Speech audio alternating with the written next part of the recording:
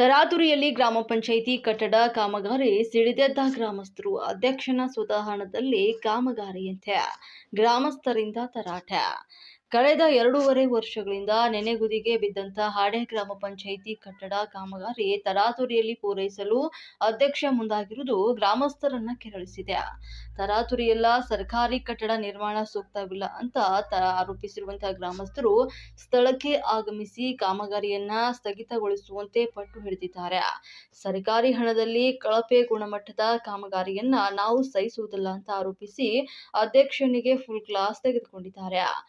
ನರೇಗಾ ಯೋಜನೆಯಿಂದ 11 ಲಕ್ಷ, ಗ್ರಾಮ ಪಂಚಾಯಿತಿ 15ನೇ ಹಣಕಾಸು ಯೋಜನೆಯಿಂದ 5 ಲಕ್ಷ ಮುಂದುವರೆದ ಕಾಮಗಾರಿ ಅಂತ 4 ಲಕ್ಷ ಈಗಾಗಲೇ ಖರ್ಚಾಗಿದ್ರೂ ಕಾಮಗಾರಿ ಇನ್ನೂ ಪೂರ್ಣವಾಗಿಲ್ಲ. ಫೆಬ್ರವರಿ 2ನೇ ತಾರೀಕಿಗೆ ಅಧ್ಯಕ್ಷನ ಅವಧಿ ಮುಗಿಯಲಿದ್ದು, ಹೀಗಾಗಿ ತರಾತುರಿಯಲ್ಲಿ ಕಾಮಗಾರಿ ಪೂರ್ಣಗೊಳಿಸ್ತಾ ಇರುವುದು ಅನುಮಾನಕ್ಕೆ ಕಾರಣವಾಗಿದೆ.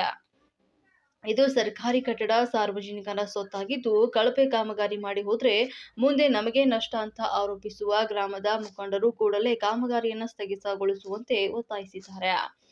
ಸ್ವತಃ ಹಣದಲ್ಲಿ ಕಟ್ಟಡ ಕಾಮಗಾರಿ ಮಾಡ್ತಾ ಇರುವುದಾಗಿ ಅಧ್ಯಕ್ಷ ಹೇಳಿದಾರಂತೆ. ಇಂತಹ ಅವಶ್ಯಕತೆ ಏನಿದೆ ಎಂಬ ಗುಮಾನಿ ಸ್ಥಳೀಯರಿದ್ದು, ಒಟ್ಟಾರೆ ಗ್ರಾಮ ಪಂಚಾಯಿತಿ ಕಟ್ಟಡ ಕಾಮಗಾರಿಯಲ್ಲಿ ಗೊಂದಲ ಶುರುವಾಗಿದೆ. ಈ ಬಗ್ಗೆ ಶಾಸಕ ದರ್ಶನ್ ಧ್ರುವ ನಾರಾಯಣ್ ಮಧ್ಯೆ ಪ್ರವೇಶಿಸಿ ಗೊಂದಲವನ್ನ ಪರಿಹರಿಸಬೇಕಾಗಿದೆ. ನಾವು ಕೇಳ್ತೀವಿ